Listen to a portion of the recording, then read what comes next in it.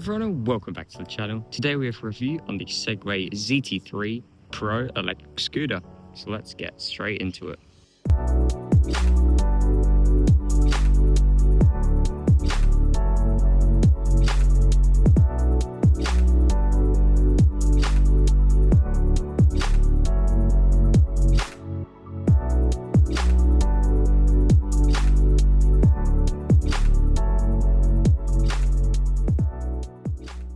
So I shall be starting the review with the general specs of the scooter, and then I'll be going into the pros and the cons, and then lastly, who I think it's for and whether I think you should be buying it or not. So let's get straight into that. Firstly, we'll start with the most important, which is the motor at the back. Okay, pause. Sorry, Future Tom here. I'm just watching the video now and I forgot to say that my rear mudguard is not on the scooter anymore. I'll put a picture now on the screen of what it should look like, but yeah, it came off during testing as I was going quite aggressively on the scooter, so that's just something to keep in mind. Cheers. This is a 1600 watt motor which can power the scooter up to 40 kilometers an hour in most places, or restricted to 25 in other places such as Australia. See, now there are ways to get around these speed limiters of 25 kilometers and 40 kilometers. I mean, they can be done through many aftermarket ways, so you are running the risk of bricking your scooter and voiding your warranty, so I would not recommend using any of these. The motor is then connected to the large battery, which you can see housed under the deck here.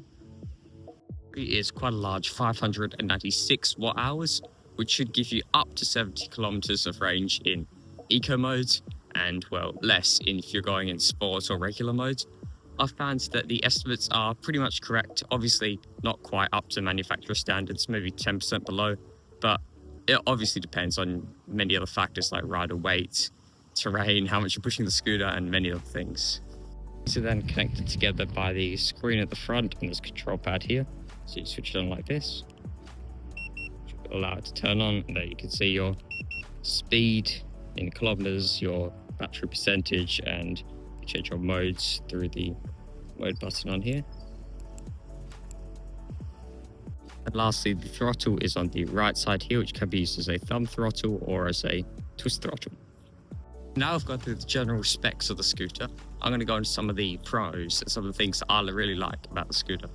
So the first pro I'm going to get into is the suspension, which I think is really good on this scooter. Let me show you some clips. We have the front forks on both sides, as you can see here and here. In the back there, you can see the back suspension. Suspension is really nice. It makes you feel like you're riding on a pillow almost.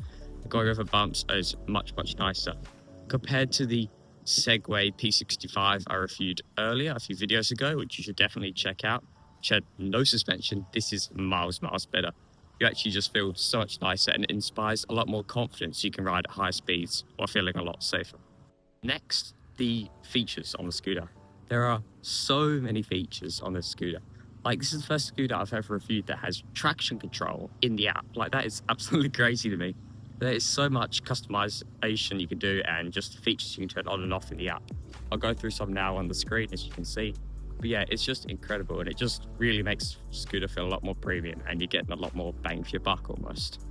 This pro I have might seem like a bit of a weird one, but it is really useful, and that is the clearance. Like, I know that's not something you normally think about on a scooter, but for this scooter, the clearance is really good. As it was supposed to be more of an off-road scooter, it's quite high off the ground, which means going over bumps and anything, you're not feeling like you're scratching the battery or the bottom of the scooter. It really makes you feel a lot better. There you can see the clearance. Now the next pro I'll get onto is quite an obvious one, and that is the design of the scooter. I think this is one of the best designed scooters I've seen in a long time. It looks really aggressive, and I think Segway have done a really great job in designing it. Yeah. You can see the back of the scooter.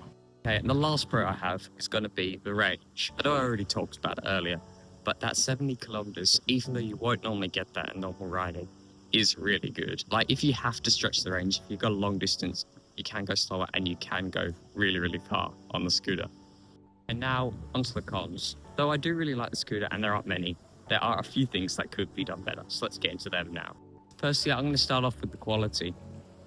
As it is a Segway and it is on the cheap end of scooters, the materials they use aren't as nice, and I do find the quality is not the best. Stuff can break easier, and while you're riding, there are sometimes rattles and shakes you feel as you're going over bumps, even with the really good suspension. But yeah, no, it's not a major thing. It is something you have to think about when you buy a cheap scooter like a Segway. Next, I have to talk about design. While I did talk about it earlier in the pros, it is also in the cons, as it's a bit of a double-edged sword, because while it looks really, really cool, it is really bulky. Like, it's so annoying. If you want to transport it somewhere, yes, you can fold it, the handlebars over, transport it like that. It is still a really bulky and quite heavy and annoying to maneuver scooter. So that is something you should also think about. Even though the design is really cool, yeah, it's bulky. Okay, now finally onto the last con of the video, which is the speed. While yes, I know in lots of places it can go up to 40.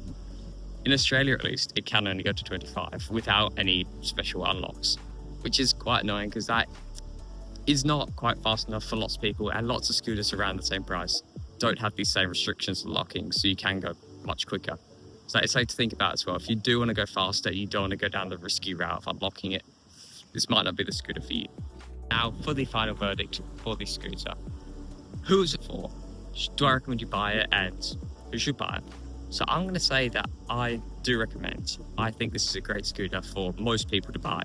It is really nice, comfortable, gives you lots of confidence. You don't feel like you're going to crash and hurt yourself.